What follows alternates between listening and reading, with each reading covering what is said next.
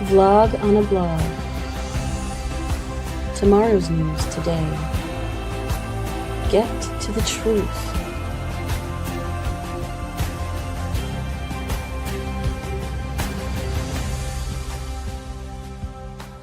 Listen, learn, live. Visit us at yadaya.com. Marvelous job on the new introduction. I understand it's going to go through some more refinements, not at my encouragement. I love it just the way it is. I particularly like Mariah's outro of the intro of her timing. It's a very William Shatner-ish as he did the introduction to Star Trek, Where Boldly Go. And his delivery of it is such that nobody else has been able to even come close to as one as profound. And I think her listen, learn, live is falls under that category. I should not even have tried to duplicate it because it was really very well done. I'm sorry. You guys go ahead and just give me about 2 minutes. Someone just showed up at my house, so I'll be back. Oh, okay. Well, we'll start here with Miss Americana. Miss Americana posted this image in black and white of zombies. I would assume those are zombies. Are they zombies or are they quasi Egyptians and mummies? Zombie mummies. They're zombie mummies, okay, but they're only partially clad zombie mummies. It's a very poor job at mummification if that's what it is supposed to be. Maybe she's depicting the reality of those who believe in the Christian resurrection of their dead God on a stick, and that when they finally realize that they were played for a fool, that their bodily resurrection is going to look like, oh my God. But this is a play off the monkey see, monkey do, the three monkeys. See no evil, hear no evil, see no evil, speak no evil. And no matter what it is, I just want to let people know where we are. We are 7 years to the end of the world as you know it. There will be a world that will go forward on this planet for 1,000 years thereafter, and then eternity to follow. But the world of human zombies and of the myth of bodily resurrection, of gods who were resurrected, of blending Egyptian paganism into Christian monotheism, those days are over. There will not be a single Christian alive, not on earth, not in heaven, 7 years from now. Come Teruah, which is the great day of Yahweh. Every Christian will be vanquished from the earth, but so will every religious Jew and every Muslim, every Hindu, and every Marxist. Everyone who is overtly political, religious, conspiratorial, anti-Semitic, or has in any way led people away from Yahweh will be expunged from the planet. There will be very, very few people left. There will be 2 harvests of souls who will no longer be whatever these things are that are halfway between alive and dead. And those will be the antithesis of these because they will have listened to Yahweh. They will have been observant of what Yahweh has shared with us, and they will have spoken boldly to share with others what God has conveyed. So they will be those that are part of the Shabu and Teruah gatherings will be the opposite of these individuals. And also they will be the opposite in another way. They will be the colors of the rainbow as a sign of the covenant. They will not be in black and white, and they will not be 2-dimensional. They will be 7-dimensional individuals, which is an exceedingly huge upgrade. They will not have physical bodies. They will be encapsulated in energy and light. There will be a mortal remnant. They also will not be in black and white. They will be there because they're the opposite of these. They will have begun to listen. They will have begun to become observant, and they will be among those who may hold their hand over their mouth for a while, recognizing that it is important to listen to Yahweh and to see what he is conveying before it is to speak their mind. But that will be the mortal remnant of Yisrael. Maybe 2,000 people up on the upside that will be around the Temple Mount on Teruah in 2033, which is year 6000 Yah. That is what we're headed towards. Between now and then, Donald Trump, as Satan incarnate, is going to destroy the world as we know it. There will be a nuclear war. There will be world wars. There will be all manner of calamities. There'll be a complete breakdown of economic systems. America will be toast, and Israel is going to get pummeled. So it's going to be exceedingly rough out there, and there'll be very few individuals that are willing to stand up to him. And we're going to witness the time of Israel's troubles play out before our eyes. We entered it 2 months ago, and we'll continue it for the next 7 years. The prophets say it's the worst time in the history of not only of Israel, but also of the world. 2 out of every 3 Jews are going to die over the next 7 years. So it is a very rough period of time, according to the prophets. And it's ultimately the miscalculations of Benjamin Netanyahu and the betrayal of Donald Trump that are going to cause that, because the onslaught in Israel, and it's described by 3 different prophets, all graphically, so that it is not a nuclear bomb. There is no reason to try to keep Iran from having a nuclear bomb pursuant to Israel or to any place else, because that is not where they're going to use one. They are described as sending mujahideen, Islamic terrorists, into Israel by the millions, which they're now in a position to do, and they've been motivated to do, and they are going to crawl through windows and doors and individually rape and plunder Israelites who will have believed falsely that their IDF could protect them. They will have believed falsely that their favorite politician and political party could protect them. They will have believed falsely that their rabbis had some conduit to God, and the rabbis are despised by God. So that is what is on tap. I have written a series of books pertaining to it. The last Etz Sarah covers much of this material. You could write 100 volumes about what's going to happen and not convey all of it in terms of all the proper insights, but I've done a pretty decent job of laying out the future as it will be played out over the next 7 years in the book called Etz Sarah, Time of Troubles. It's free. I'm not trying to sell you anything. It is free at yadayah.com. This one is 825 pages, and you don't even have to read. It will talk to you. You open that book, go to yadayah.com, click on books, go down the page to the 9th volume of Yadayah, the Yadayah series. It's called Time of Trouble. Click on it, open to the first chapter, and push the play button. It will talk to you, and talk to you in a number of different voices, and it will turn the page for you, so you don't even have to turn the page. It'll highlight the text that it's reading. It's pretty extraordinary. It's I think by far the best audiobook ever conceived. And every book on the site will do that for you.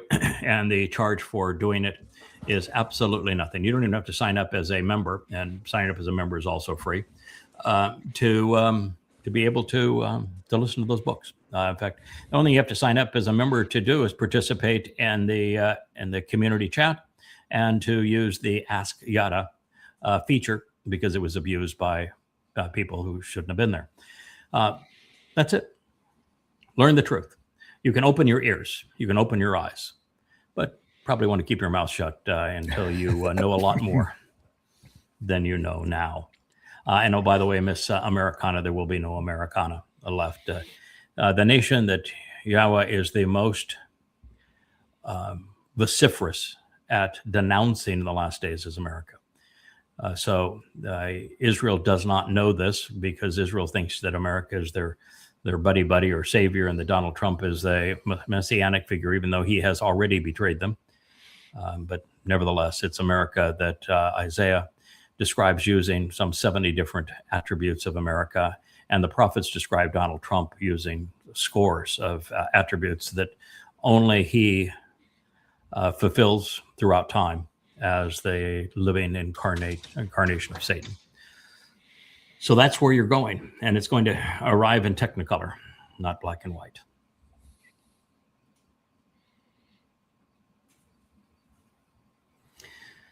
Oh my. So their question is, do you believe? Believe. Do you believe? First of all, if you start with belief, you're already lost. What you believe is meaningless, literally. If you took the beliefs of every person who's ever lived and you piled all the value of every belief of every person who's ever lived, you would not have navel length. I mean, literally, beliefs are an admission that you do not know. And the moment you know, you do not believe.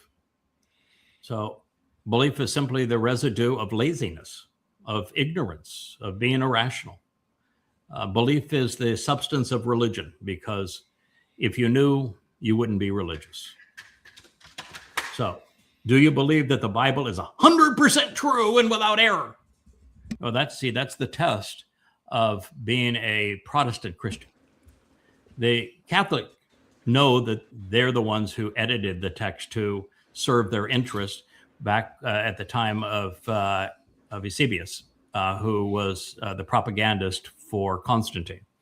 And so they know the truth, that Jerome blended multiple Old Latin texts together to create the Latin Vulgate, and he did so because there were so many errant and conflicting versions that there was no chance to ever claim any authority from those texts when they all contradicted one another of the New Testament. So they know what Jerome did and what they did with all conflicting texts, and that it was an amalgamation of old Latin texts.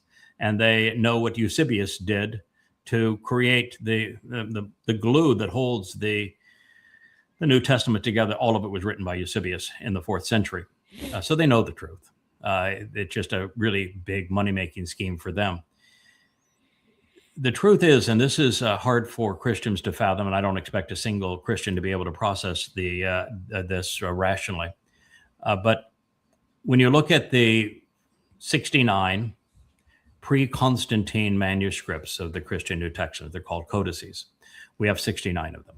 All 69 were found in the same place. They were found in ceramic containers and walls in Alexandria, where the Christian scribatorium were placed.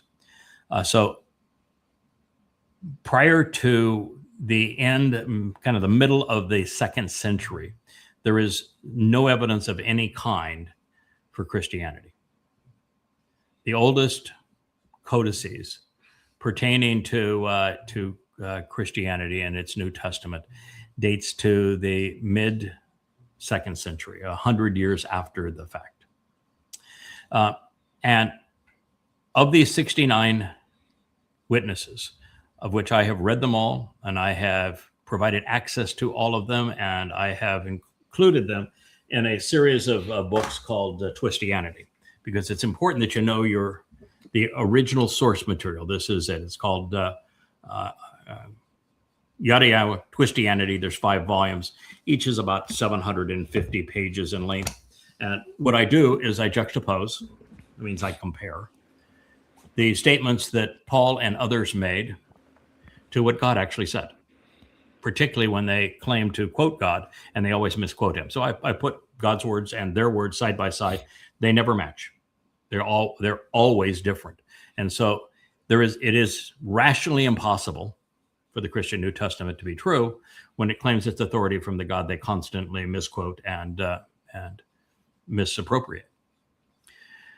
But when you compare those 69 first, second, and 3rd century manuscripts up to the early 4th century with Eusebius and Constantine, to the Christian New Testament as it is presented now, there are 184,000 words in the Christian New Testament.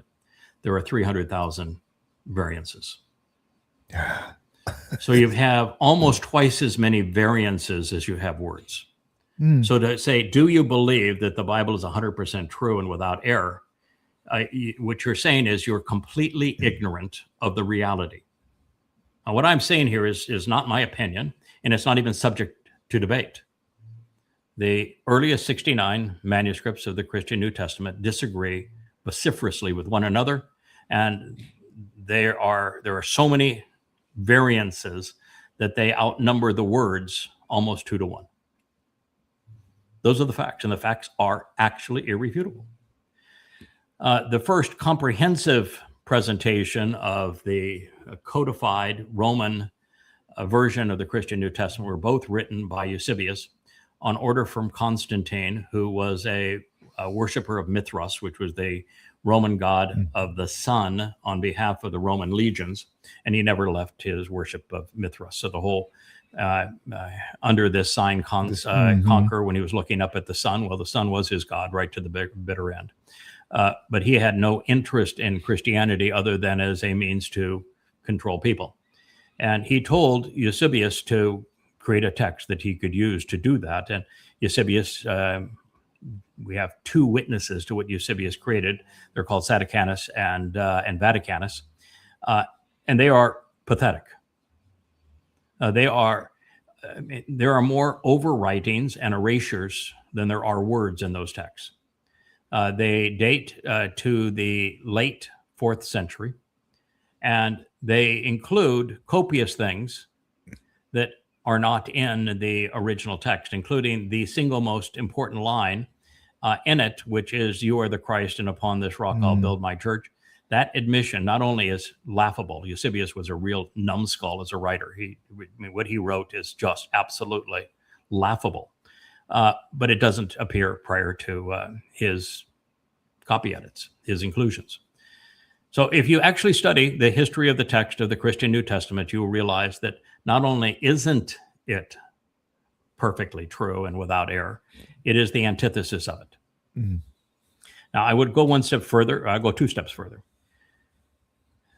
The Torah, prophets, and Psalms in Hebrew were extraordinarily well preserved by the Masoretes, who I have a bone to pick with because of their diacritical markings, which they came up with that system in the 11th century. They called it the Shiva system. The Shiva is based on the Hebrew verb show, it means to deceive. And they did enormous harm to the testimony of God with their Shiva diacritical markings.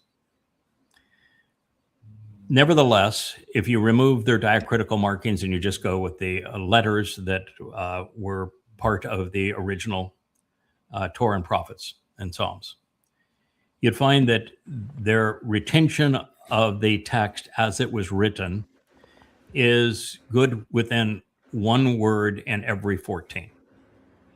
So if you take a book like the Great Isaiah Scroll and you compare it to the Masoretic text, so you have the entire thing, you can make a mathematical model, and it's different in one word in 14. Now that's a lot different than being errant and in two words for every one. One in every 14 is a whole lot different than two for every one.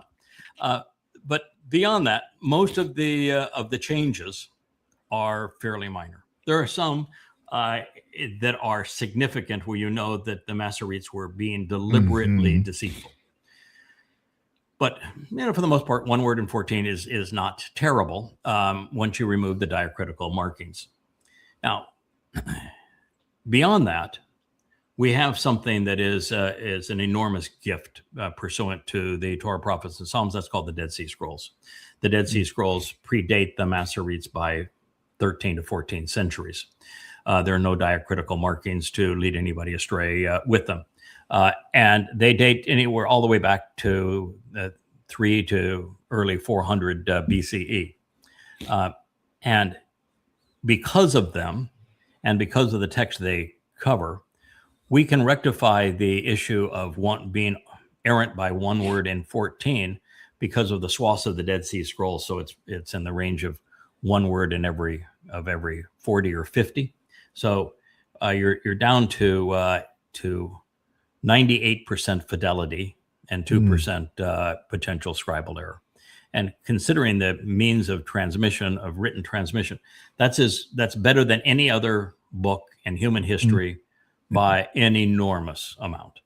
There's nothing anywhere close to that. The book, however, never claims to be perfect.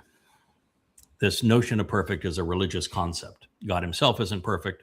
Men are not perfect. I'm not perfect. You're not perfect. And God doesn't even want perfect, because perfect would defeat the entire purpose of us engaging in a relationship together.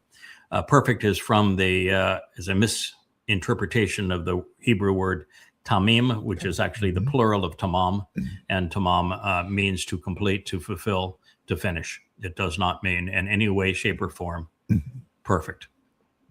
And so you just have to start with imperfect is something that God is actually wants to see, because without imperfect, we can't grow. We can't learn. We can't validate our worth. We can't achieve anything of value if we are perfect. There's no place to go, nothing to do. So God is not interested in perfect. He wants us to be consistent, to do as the outro of the intro said, listen, learn, and live, and to engage based upon what we come to know and understand. Error isn't something that God is trying to eliminate either, because it is only by making mistakes and growing from them, from occasionally being mistaken and correcting that mistake, that we prove that we are capable of learning, that we are capable of growing, that we're trustworthy. And so an occasional error is highly advantageous for us to demonstrate that we're constantly learning, constantly growing, constantly improving. And if you look at everyone that was associated with God, they all made mistakes. And most of them, but not all of them, but some of them, overcame them, proved their merit. Others didn't, and they're the dust of history. So this whole discussion is exceedingly important, and it's essential to religion, because they have to believe that their text is 100% perfect and without error, and yet the Christian New Testament is internally contradictory. It contradicts what God actually says. It's inconsistent with history. It's just a jumbled mess of lies and completely irrational. It breaks every one of the rational fallacies, and it's not even consistent with itself. But they need you to believe the other way, because otherwise you wouldn't believe the religion. So they promote a lie. And now I have shared with you the truth.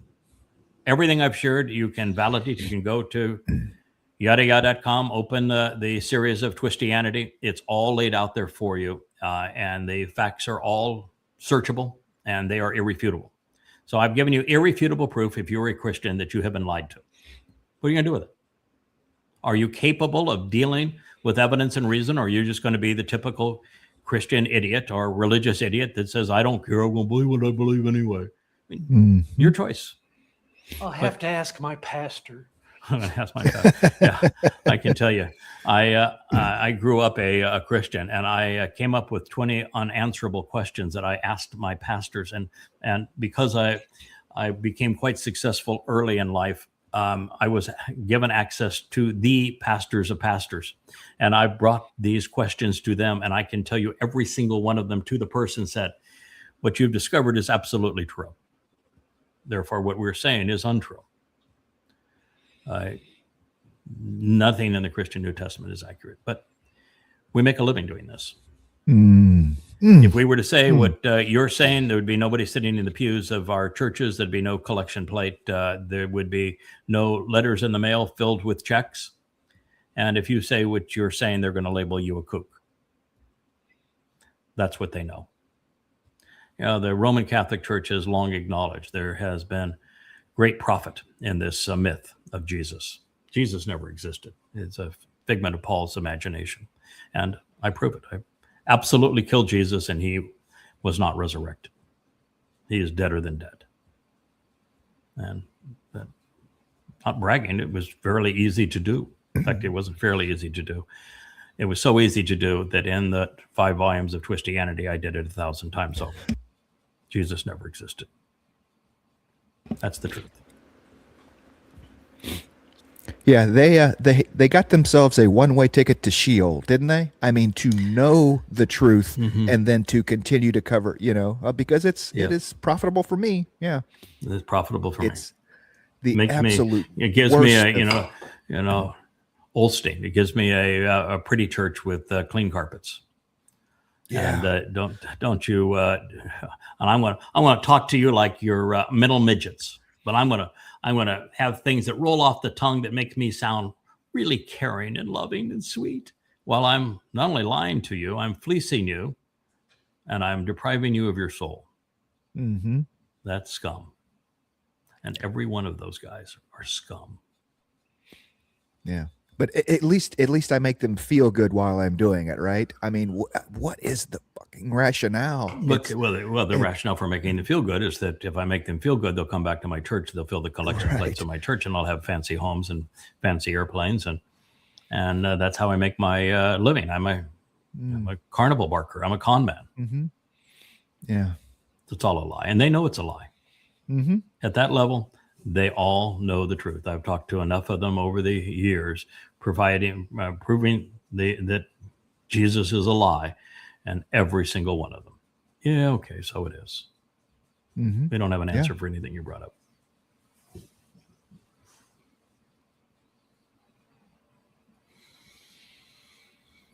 Okay. We can play just a tidbit of this. It's U.S. military is praying. They're doing almost a Pentecostal thing. They're waving their arms and having a come to Jesus service. But when my response to this is, you want to take the military who are armed and equipped to kill and destroy. That is their purpose. They are trained, they are paid, they are equipped to and indoctrinated to destroy and kill. That is their purpose. They don't build.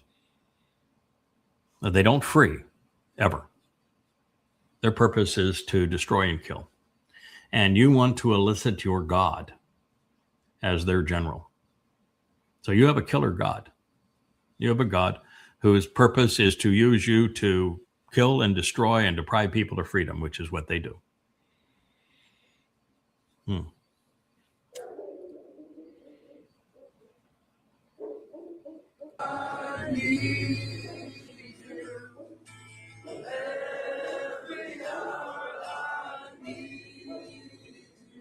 It's reprehensible. Oh, It just makes you want to vomit. An army praising a mythical God. God is on our side. No, he isn't.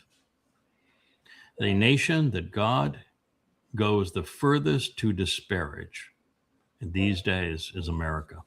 mm-hmm. And so you aren't on God's side. God is against you.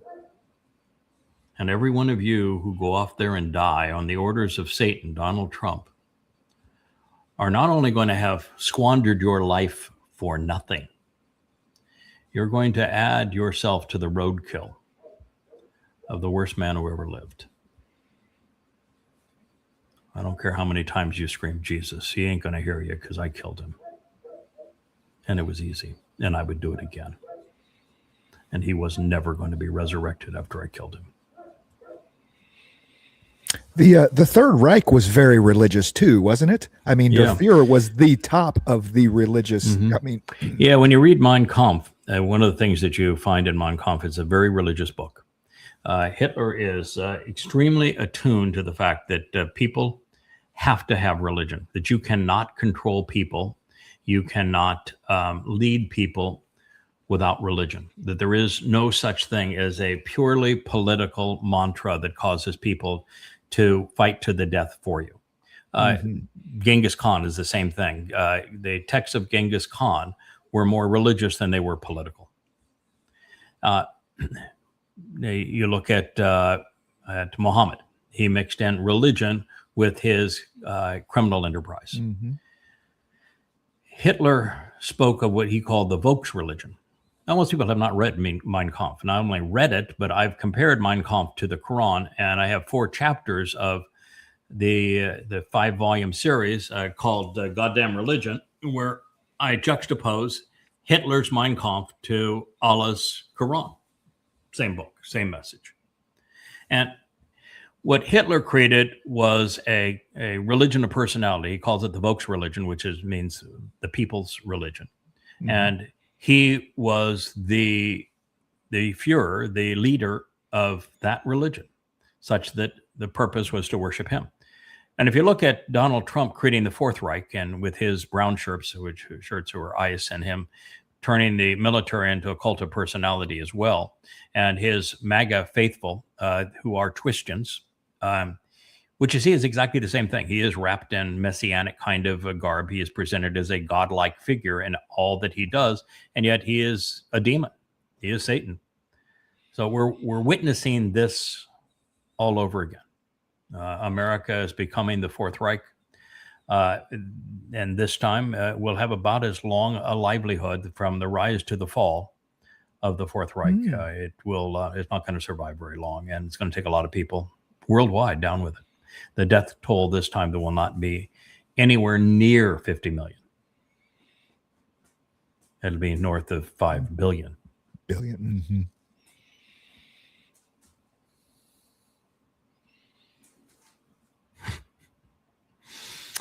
Stand with our troops. Will you pray for our troops? Hell no. First of all, God is opposed to prayer. Mm-hmm. Doesn't want anybody to pray to him. In fact, prayer to God is a really stupid idea. I know it's absolutely incorporated into Christianity. Paul said, pray without ceasing. But Paul was demon-possessed by his own admission, and he lied about everything, including Jesus, who he invented. And by the way, he never spoke for because they never cited him once. So you have this myth that God wants you to pray, first of all, and that your topic of prayer ought to be the killers of society, those who have been armed to take lives. They're all wearing guns. Their job, and helmets, their job is to go kill others. That is what they're trained to do. You can give it any pretty picture you want to paint for it, but the bottom line is they are trained, equipped, and deployed to kill. And Secretary of War Hogsbreath will affirm this in virtually every statement. We're going to be a lethal force. We're there to kill. Mm-hmm. Trump says it all the time. I'm going to obliterate the entire country. I'm going to kill them all. God doesn't want you praying to him. And the reason is really simple. You got nothing to say. Really, you got nothing to say that he wants to hear. You don't know him. You don't know who. We don't know his name. You don't know what he asked. You don't know what he is offering. You don't know squat. And you worship gods that men have made in their own image, like Jesus and Allah. So you're worshiping false gods, bowing to false gods. And you think the real God wants to hear from you? No, he says that those of you who are worshiping false gods that get down and pray to him are so disgusting to him, it's as if they had feces on their faces. Mm. That's the truth. What God wants is for us to listen to him. Remember that opening picture? We had this, and we had this, and we had this. Well, he wants you to open these and shut this. Because guess what? You can't listen and learn if you're yabbering. Mm-hmm. And you've got nothing to say because you're an idiot. You do not know what you need to know to have an intelligent conversation with God. Once you know what you need to know to have an intelligent conversation with God, go ahead. But by that time, you're so fascinated by learning what God had to say that you're going to spend your time learning more about what God had to say and then helping those who are interested in him be better equipped to lead productive and thriving lives. And until you reach that point, which there isn't a religious person on earth that is at that point, you should just shut up. And that would include every pastor, every priest, every imam, every rabbi on earth. Just shut up. Now, if you want to be smart, start listening. God has two words. They're shama and shamar. One is to listen. The other is to observe. Listen to and observe his testimony, and you will grow as a result. Yabber to him, and he will kick you to the curb. Every Christian prayer that's ever been made, God has either ignored or become angry as a result of. Every single one, ever. No exceptions. Now, you want to take it one step further, and you now are praying for the killers of the very country that God has stated unequivocally is betraying and destroying Israel.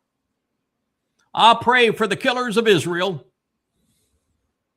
That's going to win a lot of friends, isn't it? You say, well, they're not killing Israel. They're fighting on behalf and alongside Israel. No, they're not. What they did in Iran has made Israel indefensible. And that's why when Trump signed the memorandum of understanding, he checkmated Israel, completely betrayed Israel, isolated Israel. Israel is completely isolated now and hated by the entire world and has no one to stand alongside. So no. You're going to move your bases into Israel because you lost them all in the Middle East. But that's because Israel's your vassal.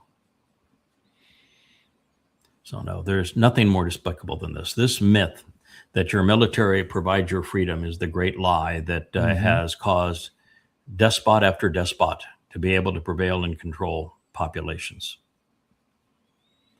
God is vehemently opposed to human governance and to militaries, and he said so emphatically. Yeah, praying to the killers for purely economic gain. There's no defense in this whatsoever. None. There's no protecting the home. Nothing. It is Nothing. 100%. Well, you look at this economic particular gain. war. I mean, both wars. The war that the United States started by using Ukraine as a proxy to go kill Russians because they wanted to steal Russian assets. There is nothing in there that is a benefit to the United States. No American freedom involved here at all. There's no liberty involved. This is a purely economic war that has already left 2 million people dead because of a bunch of politicians who were greedy and immoral. And then you look at Iran. Iran was no threat to the United States. They weren't about to invade the United States. They weren't going to nuke the United States. They didn't have a bomb. They're going to have one now, but they didn't have a bomb. And the prophets are very clear. They're not going to deploy a bomb in Israel. No. You want to talk about bombs? Well, using Ukraine as a proxy to go kill Russians when they have the most nuclear weapons, that's how you're going to get bombed. So the U.S. is already playing the come on and bomb me game, but that game's not being played in Iran. They're increasing the likelihood that Iran's going to continue to beat the U.S. military. Now, the whole thing is a lie promoted for the military-industrial complex and the bankers and for the politicians for purposes of control. If you're a wartime president, the population won't rise up against you.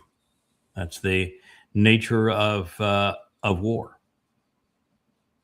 You're being played, and you're a fool. Well, rumors are that Iran is terrified. Oh my God! Why? We know that because Trump said so, and they're begging for a deal. We know that because Trump said so. And by the way, he said so like 400 times. And has it ever materialized? Never once. Because the two agreements that this fart over here on the left conceded to were the 12-point plan, which he said we've agreed to its terms. It was total and complete surrender by the United States. And the 14-point memorandum of understanding, which was even a more bitter surrender by the United States. And then he went and violated the terms of both because he's a lying piece of shit. So the Iranians aren't terrified. They want America to invade. They are playing Trump to invade, egging him on. And by every sane assessment of this war, the United States has gotten its clock cleaned. It's just devastating for the United States. They've lost the petrodollar. They've lost their bases in the Middle East. They've lost their prestige. They've lost their deterrence. They've bankrupted the world. They have caused food shortages. They have lost control of the Strait of Hormuz. They have created Iran as the hegemon for the region. They have betrayed Israel. Every stupid thing that a piece of shit could do has been done here, and he constantly lies about the Iranians begging for a ceasefire. The Iranians have never asked for a ceasefire. The people that beg for a ceasefire is Trump, because he's desperate to get the Strait of Hormuz open. So it's Trump who needs the ceasefire to rearm.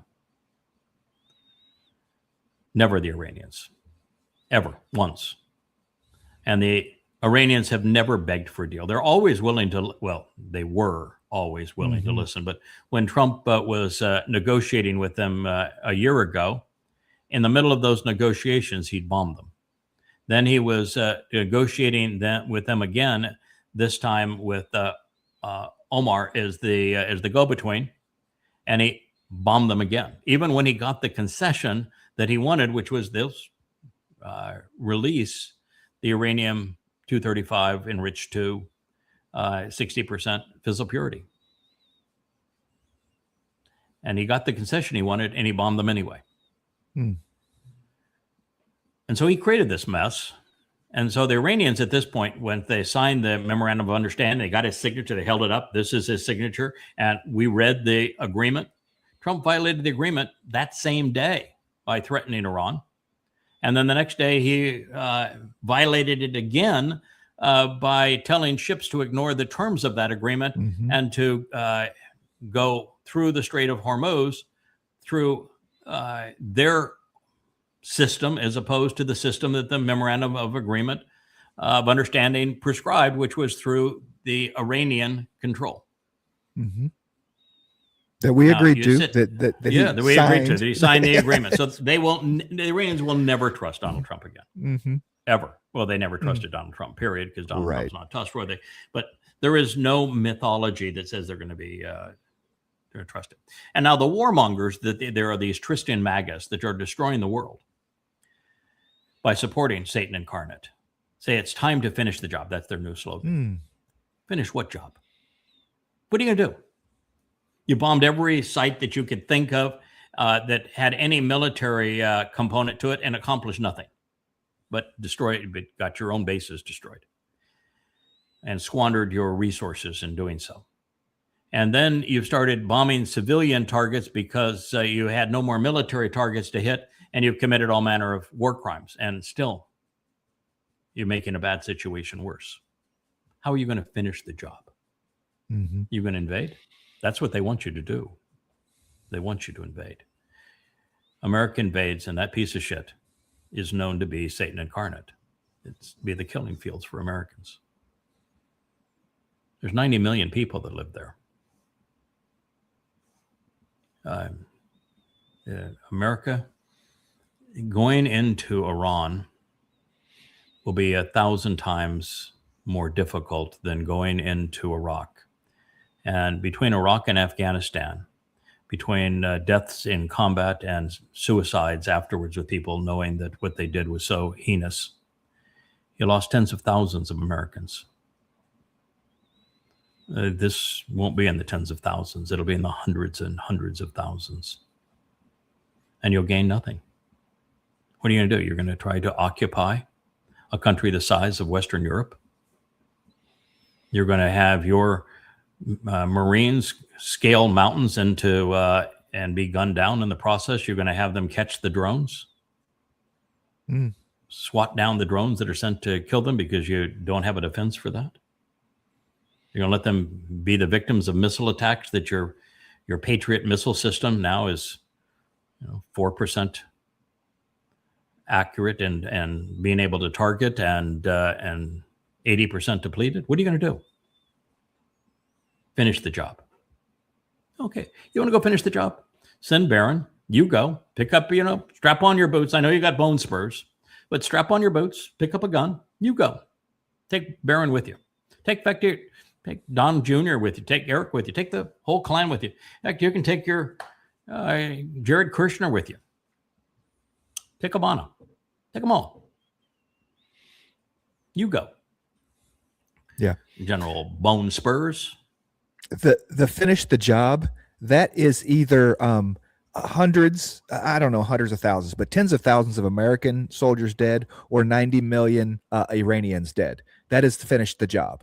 That is the only two things that come out of finish the job. They either nuke it or they throw a bunch of soldiers into a meat grinder. You cannot, since it is impossible for America to invade and occupy Iran. Absolutely, militarily, logistically impossible. America cannot finish the job by invading Iran. And America can't finish the job by nuking Iran, because if America nukes Iran, then it will have started World War III and America will be nuked in return. So there is no, this mantra of the MAGA Twistians on behalf of finish the job has no credence whatsoever. I mean, there's only two moves left. Troops, and you cannot, it is impossible for America to invade and occupy Iran. Absolutely flat out impossible. And in even attempting to do it, there would be enormous loss of men and material. And they could never be resupplied. They could never stay in place. It would be just catastrophic. That's why the Iranians are hoping America does it. They're trying to bait Trump into doing it. Or you nuke it. Now, and nuking it is just dumb, because the whole point of wanting the Strait of Hormuz open is so you can get the stuff in Iran out of Iran, the helium that you need, the fertilizer, the oil, you need, the natural gas, the oil, the aluminum that the world needs. And if you nuked Iran, no one's going, the whole place is going to glow. You've ended it all. So there's just nothing but smoke and ash and carnage for the world. So you can't nuke Iran without destroying the world and yourself. And you can't invade Iran and survive it. So what is finish the job, stupid? I mean, really, what is finish the job, stupid? And every time America bombs Iran, like the last time Trump says we're going to go for these specific targets, and Iran texted back the same day, same hour, and here are our targets. If you hit these targets, we will take out the same facilities in Kuwait, United Arab Emirates, Qatar, and Saudi Arabia. So we will destroy Saudi Arabia if you do this to us. That's bottom line. So make your choice, big guy, but that's the consequence of that choice. There is no solution for this war. It cannot be resolved. Your choice when you commit yourself to something stupid like this is you can only retreat or you surrender. That's it. America that needs to pull out, and the world will never be the same if America pulls out. Iran controls the strait for the next 7 years, and America's prestige and bases in the Middle East are gone. So you either retreat under those circumstances, and the petrodollar is over, or you sign a surrender document and you try to save some face, but that's going to cost you hundreds of billions of dollars. But what's hundreds of billions of dollars in a nation that squanders trillions a year? But he is such a doofus. That man is so evil and so stupid. And I'm not talking about the one on the right. I'm talking about the one on the left.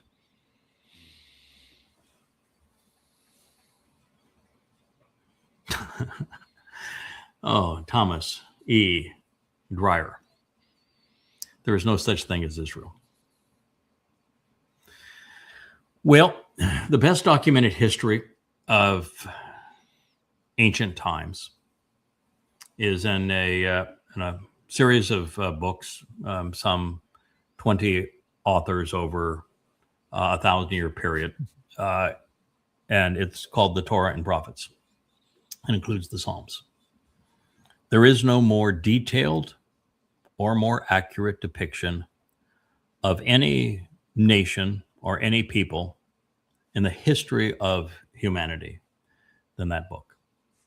And in that book, there are copious details that constantly prove that is accurate. And there are, literally thousands upon thousands of archaeological details that affirm that everything that it discussed happened, where it said it happened, when it said it happened, how it said it happened. And then on top of that, that same series of books written over 1,000 years about this place and these people known as Israel is filled with prophecy, that all of which happened as it was foretold. So to say there's no Israel is to say I'm a really stupid piece of shit. That's what it says. I am But he ignorant. doubles down with the P word. I'm irrational. I am absolutely stupid. So Israel has a better and longer claim to the land of Israel than any other people or nation ever. There's no one in Europe that has that history. You could say, well, the Egyptians do, but you really can't, because it's Muslims now that control it, and the Muslim Arabs are the ones who came in to usurp power from the Egyptians. And so they have conquered the place, turned it into a colony, so the former Egyptians have no say. The same thing happened to Persia. India may have a somewhat similar claim, but they don't have any documentation to validate it, as is the case with the Torah and prophets pursuant to Israel. So there is no nation on earth that has the documented history that Israel has. Now, they are then claiming that there are Palestinian people, but Thomas Dimwit, there are no Palestinians. So you're claiming that Israel doesn't exist when it has the most, not only archaeologist archaeological proof, but also the most copious textual proof of any nation and people on earth. And there is not a shred of evidence there were ever a Palestinian people. Not now, not ever. There were Philistines long ago, but the Philistines are only known to us through that same book that you claim doesn't validate Israel. So you can't claim that the Philistines are a people because you just destroyed the one source that acknowledges that they existed. So that's pretty stupid, Thomas Dwyer. That makes you a real fundamentalist idiot. But beyond that, the Philistines were all killed. They were so obnoxious they couldn't even be enslaved. They're all dead. And they've been dead for thousands of years. Palestinian is nothing but an ethnic slur. It's a marketing myth to create dum-dums like this so that you could say stupid stuff. And prior to 1960, outside of British anti-Semitism, where they, because they hated Jews and always have hated Jews in England, that they clung to Hadrian's ethnic slur. And they spoke of a Palestine because of Hadrian's ethnic slur in 133, as he was torturing Jews of the Yahud of Yahudah to death. Other than that, there was nothing. And no one ever considered themselves a Palestinian. I mean, it was just an ethnic slur by Hadrian that didn't take any effect. No one paid any attention to it. And if it wasn't for the snobs in the UK, it would have been long forgotten as nothing but an ethnic slur. But in the 1960s, when it became obvious that the Muslims could not defeat the Israelites militarily, it was the Russian KGB and the Muslim Brotherhood that met in Cairo that came up with this lie that they would rename the Muslims and the Muslim Arabs throughout Israel. They would name them Palestinians. And the refugees that the crisis was purely by the Muslim armies. They asked in 1948 for the Muslims in Israel to leave so they could wipe out and exterminate the Jews more readily. So it was under this PLO that was conceived by the USSR and their KGB in conjunction with the Muslim Brotherhood, this whole thing was conceived. And the reason was that the Russians at that time were the arms supplier to both Syria and to Egypt, and had a bigger influence over some of the other surrounding countries, so that, and Israel was kind of in this mix where they weren't a client of Russia, they weren't a client at the time of the United States either, but that Israel was a threat where the Russians could have their weapons tested against Israel, and so they created this for that purpose, and that's the history. And if you don't know that, then shame on you. You shouldn't post. Well, and he's fond of the T word too. American terrorist, Russian terrorist, Hungarian terrorists. Okay, that who commits 99.9% of world's terrorist acts? Muslims. Yeah. Muslims have committed 99% of the world's terrorist acts since 1400 years, when Muhammad himself was a terrorist. But he's ignorant of that too. Yeah, it's just universal ignorance. What's happening, and it's universal among Marxists now and Muslims and MAGA Christians. It's universal ignorance, and there's no fixing stupid.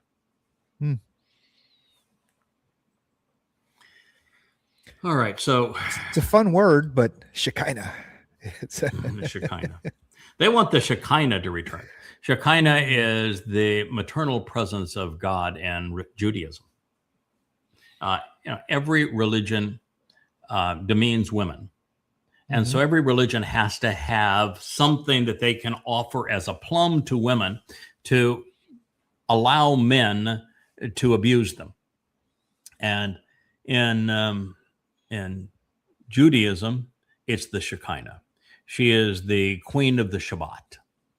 And the Shekinah is a rabbinical term. It does not appear in the Torah and prophets, that they made up to have a feminine presence of their God that could be someone that the women could relate to, because the rabbis were going to create their Hashem in their image. But there is no Shekinah. Does not exist. And it was never associated with the temple, ever. In fact, it's not a Shekinah's name who's on the column of the temple. It's Boaz. Boaz is not the Shekinah. He is a man, and he is a really, really frustrated, angry man. I believe the resurrection of Christ. That had to be put in brackets. I believe is the most important thing in human history. So he actually said is what I believe is the most important thing in human history. They had to insert the resurrection of Christ. And this is Mel, I am the world's biggest anti-Semite, Gibson. So how in the world you could be the world's biggest anti-Semite and you're believing that the most important action in human history was the resurrection of a Jew? Uh-oh. No. Sorry, Mel, but you're an anti-Semite and you've been played for a fool, or you're either that or you're part of those who are fooling. But here's the reality. There has never been anyone who was resurrected. The resurrection is an absurd concept. And it's counterproductive. Mm-hmm. If you die, your physical body begins to decay. If your physical body is decaying even before you die, but it decays. It's replacing cells at a huge rate. And every cell of your body has been part of another body at one time or another. And so the only way you could be bodily resurrected is to steal the body parts of everybody else that wants to be resurrected before you or after you. The notion is insane. It is a notion that was promoted by the Egyptian pharaohs. And last time I checked, every one of the bodies is still inside of the mummification. They were 0 success rate. Complete fail. And yet And yet this is the myth of Christianity. Now, there is not only no proof that a Jesus ever existed, not a shred of evidence, none. I mean, literally none that Jesus ever existed, much less was resurrected. If a man survived crucifixion, the writing about that would have been immediate and would have been extraordinary, and yet it didn't happen, which is why there's no record of it. And it's stupid, it's pagan. The fact is that God is not a man. God has never been a man. If you see a God that is presented as a man, which would be true with the Roman religion, the Greek religion, even the Egyptian religion, the Babylonian religion, all of their gods have human aspects to them because the people who created the gods in their image. So when you see a religion that makes God out to be a man, that's the size of their God. Their God is no greater than the men that conceived him. God's not a man. The Christian depiction of Jesus as a God is a depiction of the man who created that lie. Foremost of them is Paul, who Mel Gibson would have liked because he was also an anti-Semite. He was also a sexual pervert. And a drunk. He was a drunk. He was all manner of stupid. But God is not a man. And let me tell you something there, pal. For your God to have been resurrected, men would have had to kill him. It's not much of a God. Men can kill him.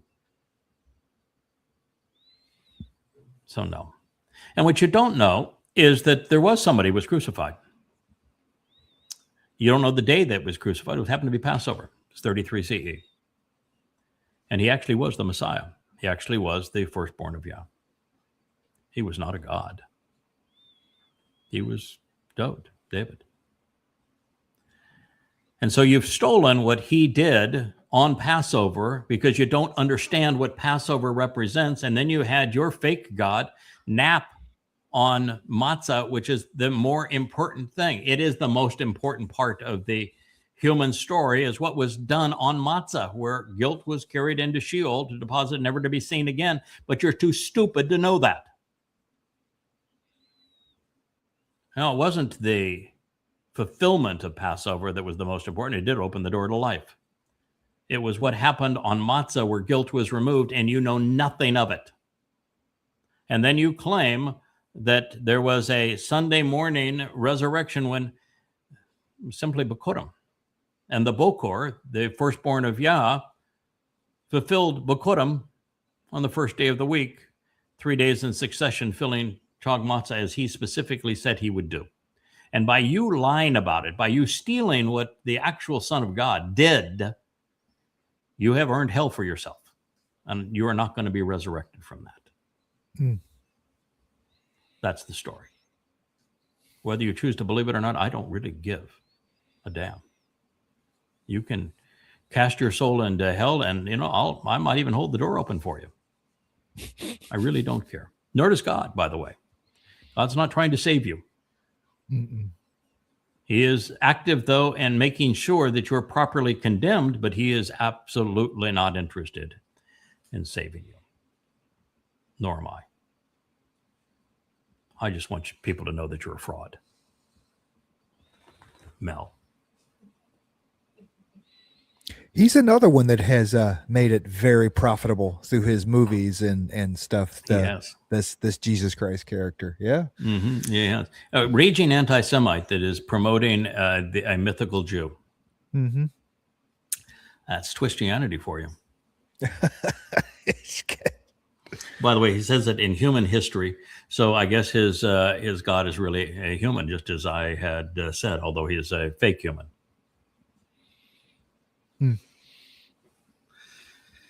This is a really sad situation here. This is a new, it's not new, but its popularity is rising.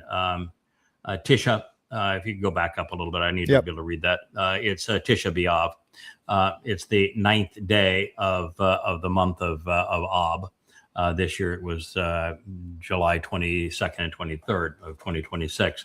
But on the Hebrew calendar, it's amazing that they keep a portion of the Hebrew calendar, and they know that it was the month of Av, but they don't know that there's no V in Hebrew, so you really can't have a month of Av.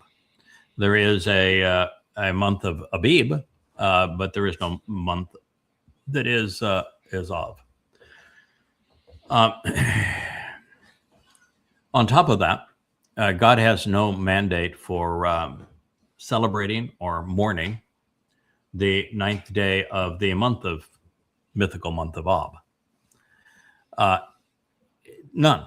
He has 7 days each year that he's asked for your attention. That is not one of the 7. And of the 7,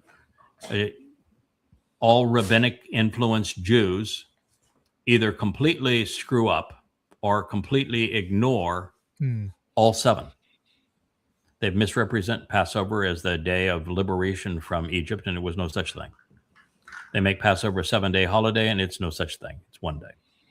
They completely ignore Matzah, which is the 7-day occurrence, which is the more important day. They completely ignore Bokorim. They have no clue what Shabuah represents and are far more fascinated by counting the Omar. They celebrate somewhere in between all of these things a Purim, which is based on the fabricated book of Esther. They reset their year, so they have 2 new years with the Babylonian New Year, and they change Teruah, the great day of Yahweh, to Rosh Hashanah, the head of the Babylonian year, and they make it the start of their high holy days. And even holy is in Hebrew means diseased and corrupt. And then they invert the purpose of reconciliations. They make it a day of affliction and atonement, as opposed to a day of reconciliation. They don't know what's going to happen, or what did happen, or what will happen on Kippurim, that's the day that the Messiah, Son of God, returning King, arrives with Yahweh, and his name is Dod. And they have turned Sukkah into a hut and 4 varieties, including a wrinkled sour fruit. What in the hell? I mean, they don't have a single one of those events right. Not one. They don't know the 5 terms and conditions of the covenant. They don't know Yahweh's name. They don't know who the returning king is.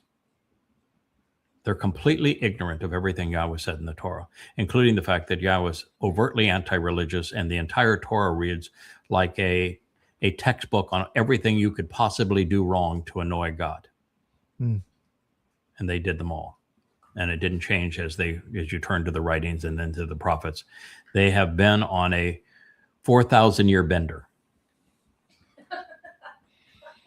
Yeah. And my job in less than 40 years is to resolve a 4,000-year-old bender.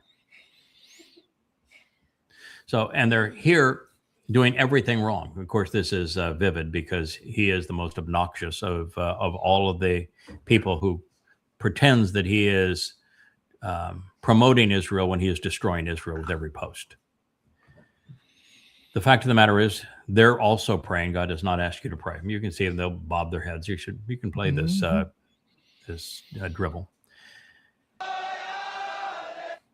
If God didn't want those 2 looking to bow down, look at them doing the rabbinical push the butt out and the head down thing. It's just repulsive. Look at them, they're wearing their little Greek kippas, round hats that they picked up from the Greeks, which is why the Pope wears them too. Look how many are dressed in black and white, the religious garb of the Haredi. And they're bobbing up and down, and they're praying to stones that an anti-Semite positioned.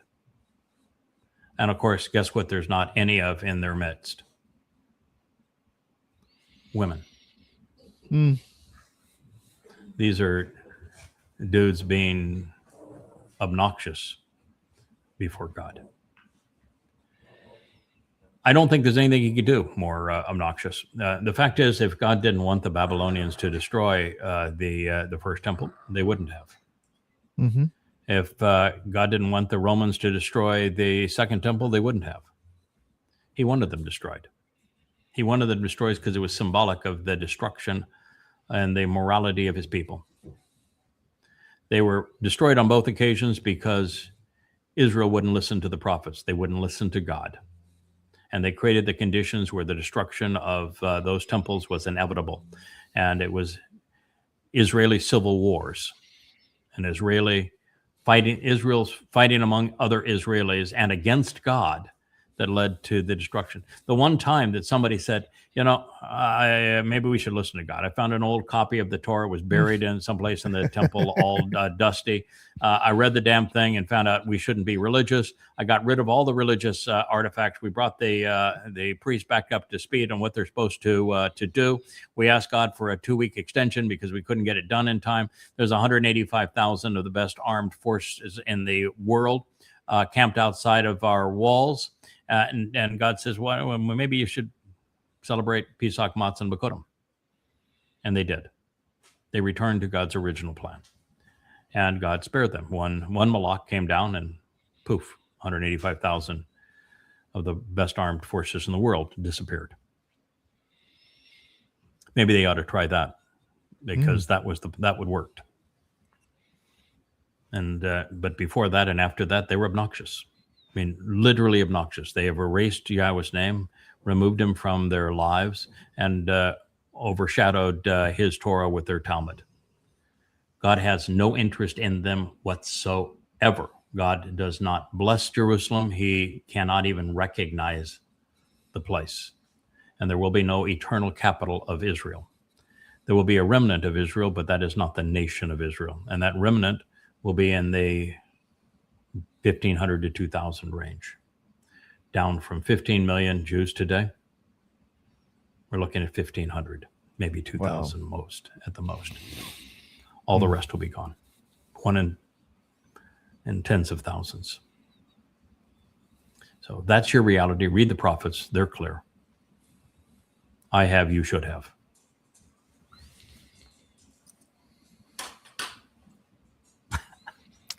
We like our paint, right? This looks like a whorehouse.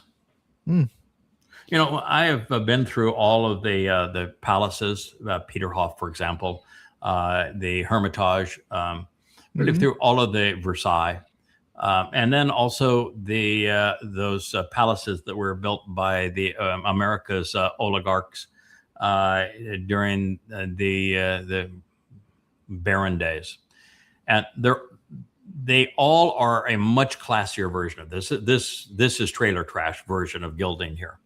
But all of them, you walk into a room that's gilded, although much more sophisticated. These are plaques you can buy at Home Depot for $10 a piece, and they look like they're spray painted and then glued on the wall. This is the trailer trash version of gilding.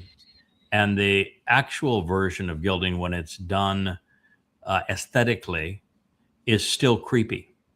I have never walked into one of these gilded palaces where you haven't gone, oh, God, I couldn't imagine. I mean, first of all, I want out of this place. Get me out into the gardens. I just want out of it. You just get the creeps. It's cold. It's a decadent use of wealth. There's nothing that's attractive about it. There's nothing inviting about it. It's just hideous. And he's turned the Oval Office of the White House and even the wall that leads to it into something that is no better than a whorehouse. It's just like his trailer on top of Trump Towers. Yeah, it's like his golden toilet at Trump Tower. Everything about the man is a fake. It's all fraud. It's Satan gilded as if he were somebody special. Satan in a suit is the equivalent of that gilding of those placards. Oval Office can't be saved, and it won't be saved. 7 years from now, it'll be gone. The whole thing will be bulldozed. Washington Monument, U.S. Capitol, Lincoln Memorial. I might keep Jefferson around for a while because I like Tom, not as a temple, but Tom Tom was the closest to real of any of them. He knew that the Christian New Testament was a fraud. He wrote about Paul being a fraud. He was opposed to a standing military. He was opposed to a central bank. He was opposed to religion. Thomas Jefferson, given access to information we know, I'm pretty certain would be Covenant. He was a bright fellow, very thoughtful. So, for old time's sake, I might keep Tom's hangout around just to say it was possible to figure out that Christianity was a fraud. This man did it. But the rest of them, no. Obliterate it all. Turn it back into a swamp. Yeah. More productive. That was one of the few things was actually more productive as a swamp. Mm-hmm.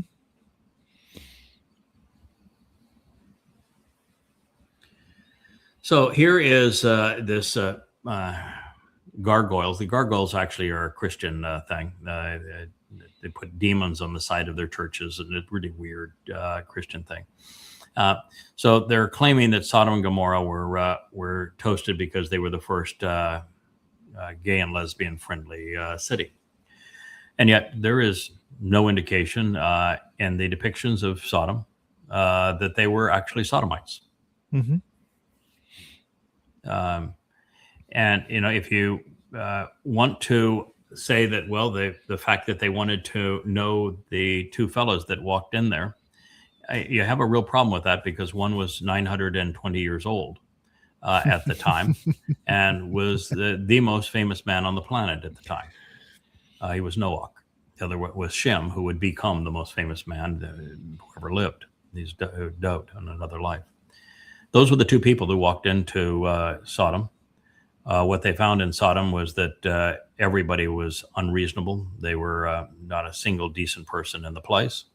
And the term that was used to describe what the townspeople wanted to do was yada. They wanted to know these two men. They didn't want, and they were very concerned about being judged by them, because those two guys were really judgy. That is for damn sure. But Sodom and the 5 cities of the plain were destroyed, and the evidence is overwhelming that God did it. They found Sodom, they found the other cities of the plain. They were destroyed exactly when God said they were destroyed. They were destroyed how God said they were destroyed. And so the intelligent thing is to find out, what is it that caused them to be destroyed? Who was it that destroyed them? Why did he destroy them? And if you don't know the answer to those stories, then you ought not be promoting this the stupidity of gays burning in hell. If God was really fixated on homosexuality as an issue, do you think that one of the 10 statements that he etched in stone would have mentioned it? Would have been in there. Would have been. It wasn't. Yeah. It wasn't, though, was it? No. And there's only 2 references to it, and neither reference use a term that can be translated homosexuality. The word that is used it appears very seldom, and the word is derived from the concept of oppressing, brutally, sexually, degrading a army that you have defeated, such that it was quite common in the day for the victorious side to sodomize the losing side. Mm-hmm. Men away from women too long, and I guess another man looks appealing to them somehow. It's pretty sickening to me, but that's nonetheless what they did. And what God says is, don't do that. Mm-hmm. And God's instructions, he has a lot of instructions on sexuality.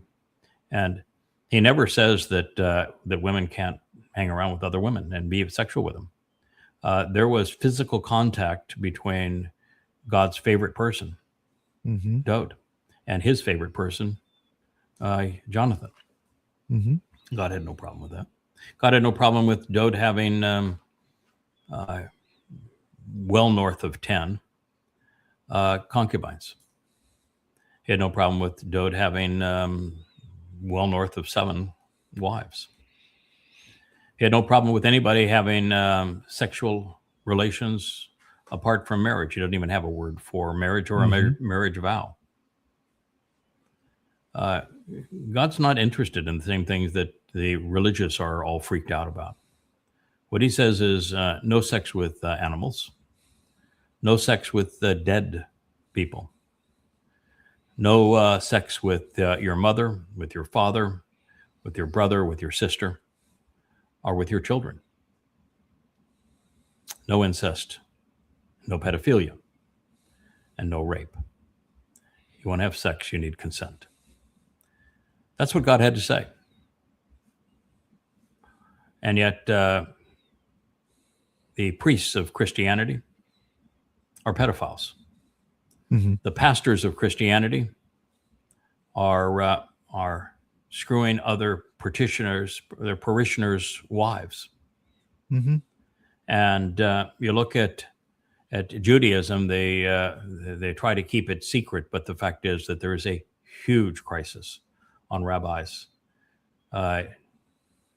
doing children. Wow. So it is pervasive, and there are things that God hates, and those are the things he hates. He doesn't hate homosexuals, and he certainly doesn't hate lesbians. It's not on God's radar screen at all.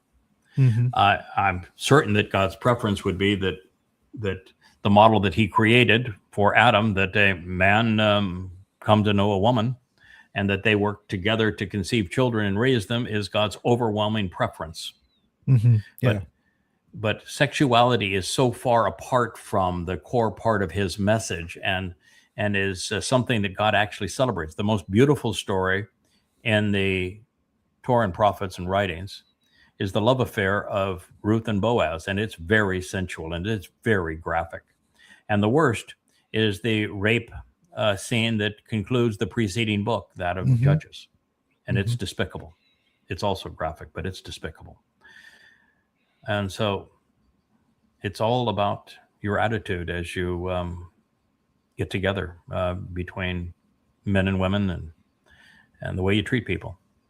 And that's the message. It isn't about homosexuality, but that's the typical nature of a religious freak.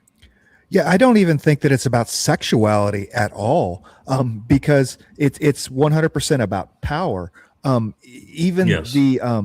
Because control. Slavery was still something that is not banned in Torah, and that says nothing about other than let them go. Yes. And it's still about consent. You know what I mean? Yeah, So in fact, in Yahweh's instructions, he was the only one that came up with a plan to that slaves could be freed. That's the Yobel plan, and it was unequivocal. Every 50 years, every slave, even most indentured service, everyone had to be freed. All debts had to be forgiven. The land returned, and God even has rules on in the intervening period. He knows that every civilization was based on slavery. So slavery was going to be part of the human psyche, because that's what humans did to one another. But God said, if you're going to do that, here are the rules. And you got to treat these people well and appropriately. And you can't cheat them, and you can't beat them, and you can't abuse them. And that includes if you end up choosing to have sex with somebody that is under your control in that manner, then you got to treat them like they're your wife. You got to treat them fairly. You've got to cut them in on everything that's part of your life. Yeah. Yeah, it's God's view on this is really quite clear, and it does not fit the Christian perception. No surprise. Or the rabbinic perception of women is as bad as the Christian was. Oh, by the way, that's an atomic bomb I don't or think missile. that, no. Yeah, no, it was not. It was not that. It was fire and brimstone, and they found it. By the way, it's all over the place in those 5 cities. And they were all burned at that time. And the very fact that they found the 5 cities, and the fact that they were all burned at this time, they're all located where God said they were located, and the brimstone is prevalent in them. You ought to say, well, to get that right, you might want to listen to what else is in that book, because that book got it right. to know the story of the flood, where God said it's going to happen at this time in this region by a deep upwelling of seawater, and the evidence for that is absolutely everywhere in that region, including the Black Sea, going from fresh to salt water, and the water level rising 500 feet at that very moment, and the sediment giving all the traces of an upwelling of deep seawater. It's undeniable that it happened at that time, at that place, in that way. So maybe you ought to give the spirit who inspired all of it the opportunity to express his case, particularly when that spirit is the antithesis of the God of Christianity and Islam and of Judaism. Yeah. I don't think the state park or whatever outside of Masada to the south there, they call it Lot's wife.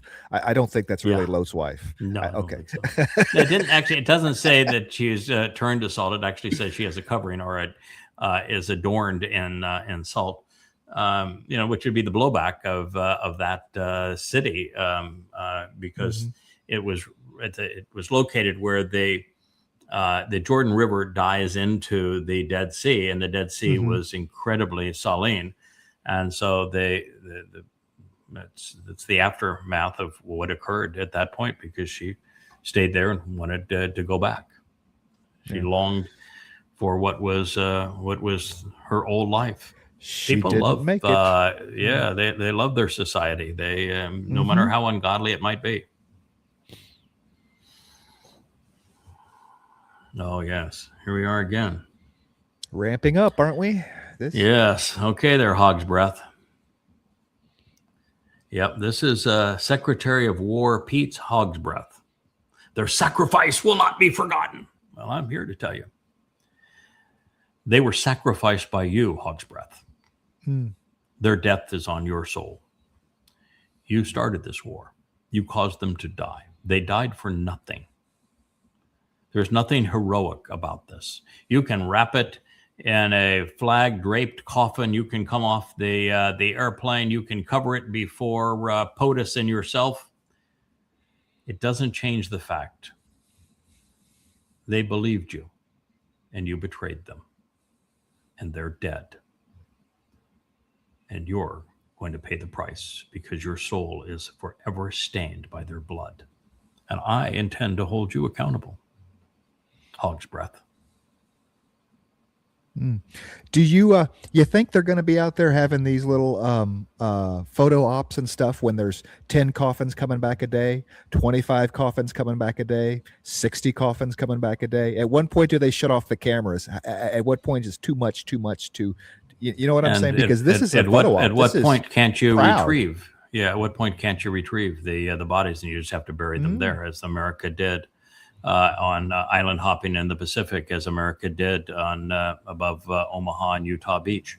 When do you just say it's not practical to retrieve the bodies? We can't even bring them home. Let's just, you might not even be able to bury them there. There may not even be the opportunity to bury them there, because those trying to bury those bodies would be killed as well and have to be buried. It could well be what happened to Jews in the Ukraine, where they just dug trenches in the ground, shot them and pushed them in, and poured lime over them, and then covered the trench. Yeah, this could be what is going to happen. Because they're proud of this shit right here. This is sick. They're proud of this right here. I mean, the fact that they are. This is a sense of yes. This is a sense of pride to those who are grotesquely demonic and immoral. And if you're a twist in MAGA, go to hell.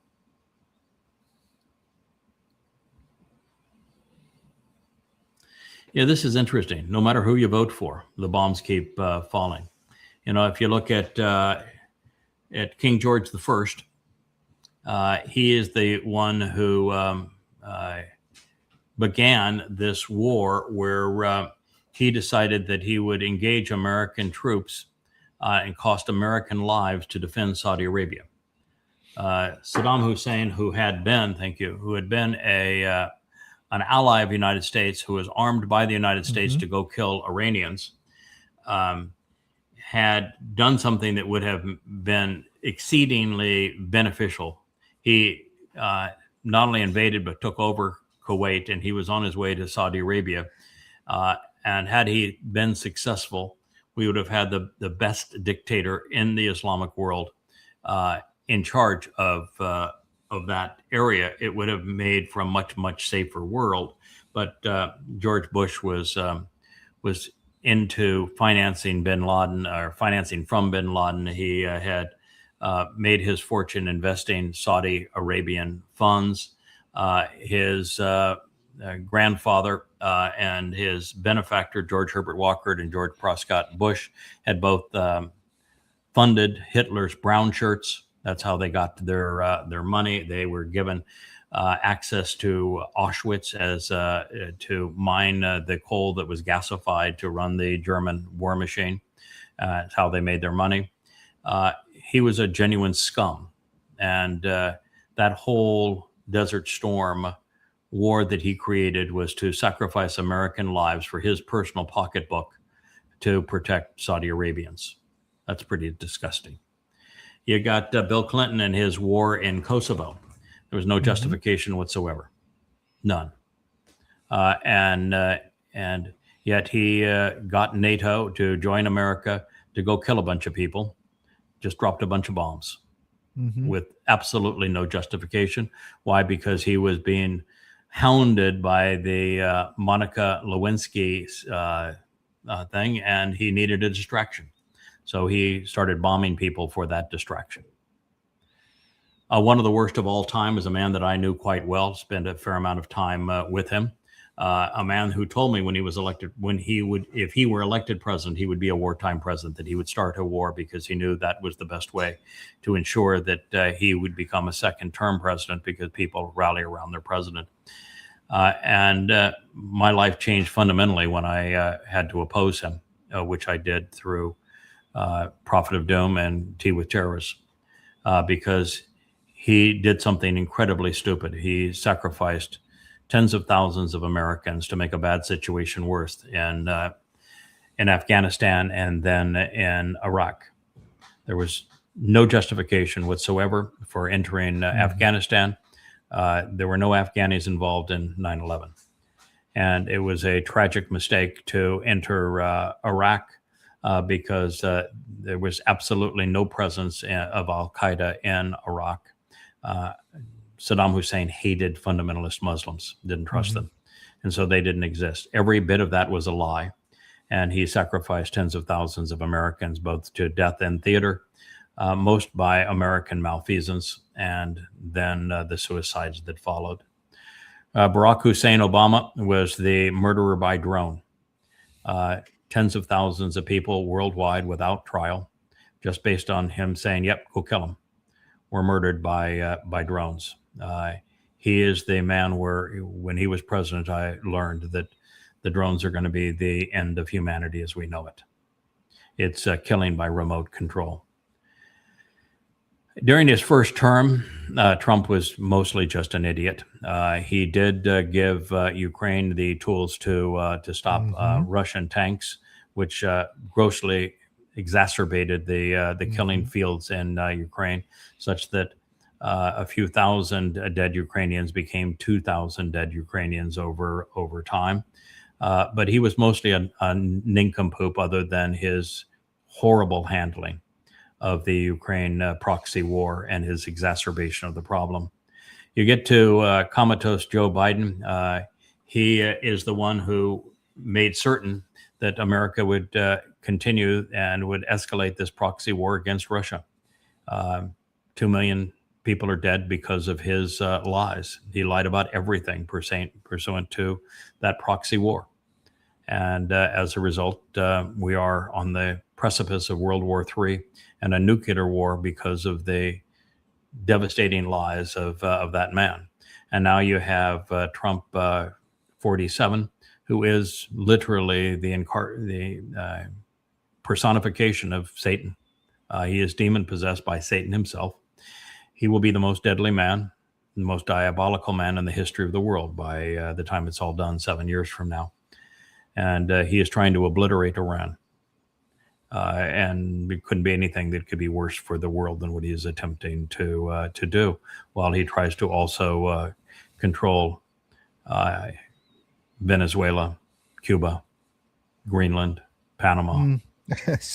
It just goes on and It's a on and on. pick'ems. Anyone I want. This is the most despicable man who has ever lived. But you look through that cadre of characters, the last 6 of them, and they're all despicable. They're all killers. They're all murderers. It's murderers row. Congratulations, America. You should be so proud. Yeah.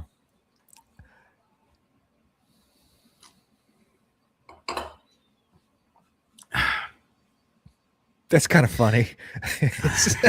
Mary, kinda funny. you whore. I can't believe they bought it. Come on. Okay, it is funny. It is funny. The reality is there was no Mary.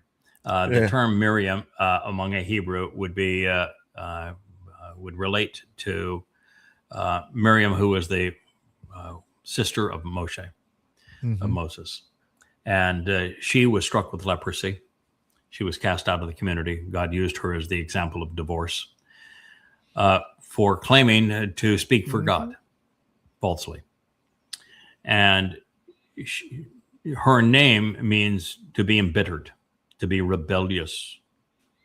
And so no thoughtful Jew is ever going to use the name Mary. There are people named Mary today, but they're married after the myth of a Mary, mother of Jesus, who is named, who was created to create replicate Estar and Astarte, the mother of God, the queen of heaven, and the Madonnan child of the Babylonian, Greek, and Egyptian religions. And so this is just one of the many lies of Christianity, with a incredibly bogus name and an amazingly stupid story. Well, Naomi uses it as her worst curse. Call me Mara. I mean, it's like... Yeah, when Naomi is coming back into Bethlehem, she curses God by saying, I want you to call me by this name. And it's a derivation of this. That's the waters of Meribah, where the Jews were so belligerent in their animosity towards Yahweh and towards Moshe as well. So it is to be Mary is to be a whore. That is for true. But the rest of it is just a sick joke. Yeah, here's David. They don't know his name either. There's no V in Hebrew, so he could not have been David. The name is written Deleth. It is pronounced as Dode. It means beloved. He didn't defeat Goliath. There was no war with Goliath. One stone well cast brought down Goliath. And it speaks of what happens if you are the anointed of Yah, which you can do. And he spoke of Goliath as you filthy, uncircumcised Philistine that is speaking against Yahweh, which everyone has lost the essence of that message. And he was the person who brought the Philistines down, so that they were no longer a significant opposing terrorist to Israel. He did not lose to Bathsheba. Most certainly didn't lose to Bathsheba, because he claimed Bathsheba. So it's the opposite of losing to Bathsheba. He claimed Bathsheba. He claimed Bathsheba because he became lethargic. He became intoxicated. He was drinking too much. He was sleeping during the day and lounging around as a voyeur at night. He had sent his troops off to fight a battle that they should not have been fighting. That was not against not a defensive fight. He was doing everything wrong, and he was lost. And he did not know how to treat women, how to value women, or even the value of life. And so he made a tremendous mistake with Bathsheba. But adding Bathsheba to his cadre of sex toys was not God's issue. God even said, if you needed more sex toys, I would have given you more sex toys. You wanted more women? No problem. 20 not enough for you? You need 30, you need 40? You got that kind of sexual desire? No problem. Give whatever number you wanted. You know, you need to treat them decently, but that'd be fine. You certainly have the wherewithal to take care of them. Just treat them fairly, appropriately. The problem with Bathsheba is that Dode turned to her instead of Yahweh. He turned away from Yahweh to turn to her. And then he rebuked Yahweh by doing something heinous. He had her husband killed. And he tried to wine and dine her husband to create a myth that it was her, because he got Bathsheba pregnant on their first date, if you want to call it a date. But so he tried to get her husband implicit in what happened, and he wouldn't play the game. He wouldn't become a hedonistic drunkard like the king. But that wasn't the biggest problem. And even then, when he had his military leader orchestrate his death, that wasn't the biggest problem. That was bad. And then he came up with a whole ruse to hide from the fact that he was the one who had done this. And that was really bad, but that wasn't the biggest issue. And then Yah had Nathan approach him and say, let me tell you a story. And the story was really sad about a man that only had just one thing in his life that he cared for. And there was another man that had everything that you could possibly want and countless numbers of the same thing, and he didn't care for any of them. And then he went and stole the one thing that man cared about, took it from him. And Dode heard this story and said, well, that man ought to be killed. He ought to pay, he ought to have retribution. And Nathan said, Yahweh wants you to know you are that man. Mm-hmm. He didn't listen. Rather than that, he doubled down and became more antagonistic towards Yahweh. That's what the Mizmor that he wrote, I think it's the 51st in Rebellion. And so it's that he lost to Yahweh, and he lost Yahweh. And it wasn't until Yahweh came up with a plan through the 31st Mashal, the last word picture, and the 89th Mizmor that got that relationship healed so that humanity had a chance. So it's the most important story of all. So the real giant wasn't his desires. God was absolutely willing to accommodate every sexual desire he had. I had no issue in how much money he was accumulating, how much power he was accumulating, how many homes he was accumulating, how many women he desired. God was not at all opposed to and was willing and went on the record as saying, if you wanted more of any of this stuff, I'd have been happy to give it to you. It wasn't his desires. It was his losing sight of who he was relative to Yahweh. He killed his relationship with Yahweh. Yeah. And very few people know that. And if you don't know that, you can't understand God's story or the remedy that God deployed to resolve that story. Yeah. So I never heard how the fish was.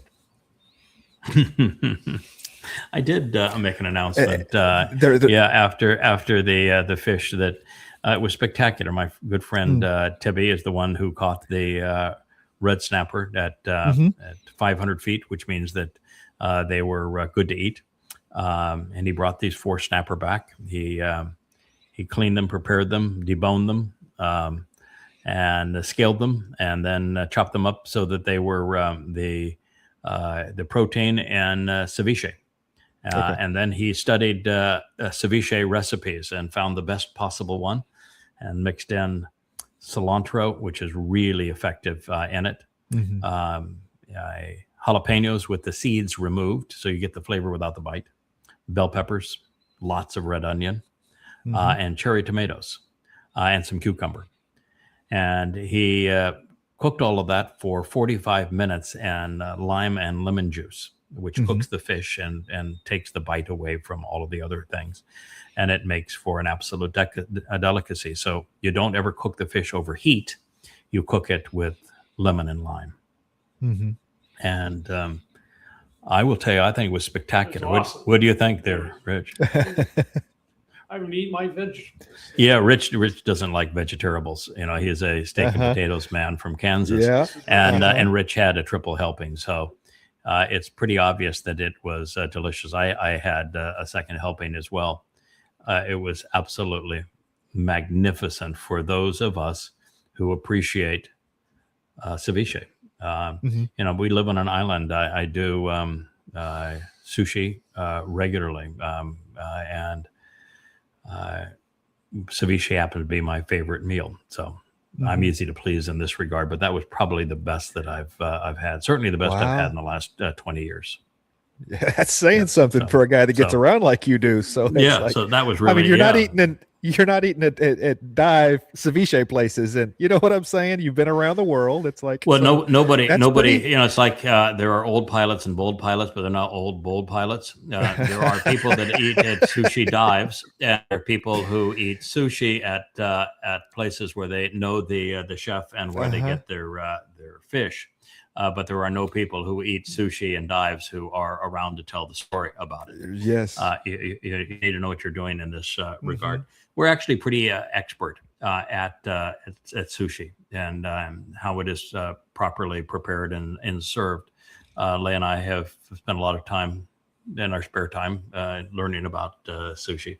We do have a favorite place. It's right on the beach. It's called Beauregards on the beach in the community that's where our home is.